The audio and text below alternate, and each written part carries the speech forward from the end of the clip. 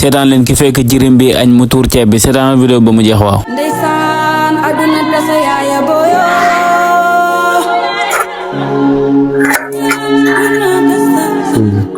ndeysaan aduna tasa yaaya boyo yow affaire yi embassy ni mooy lan yow naka ngay lekk ceeb bi ba pare yow raxasu ko douce ba pare naa da ngay añ yow lay waxal de nga sëgg fi nga sëgg nii ni këmm nii jógal nga raxas douce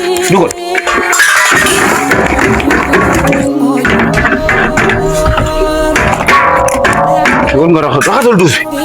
raxasal douce bi alors raxasal douce ba pare ma wax nga naa da ngay añ yow war ngaa sukk fii naa da ngay añ douce bi na set laa la wax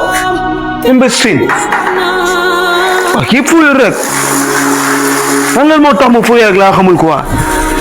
yow raxasoo douce bi defoo dara taxawaalu ba heure nii ñëw naa da ngay añ yow laay waxal de yàgg nga ci biir de na set de wax naa la lu leer te madaar na nga ko ci def wax naa la li ma lay wax nag ma lay añee sax laa xamul quoi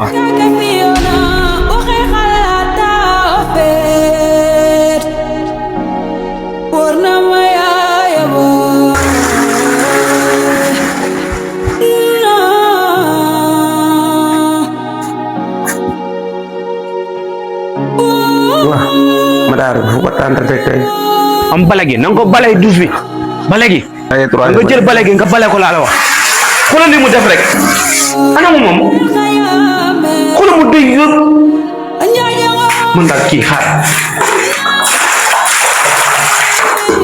faw ma sotti ko ndox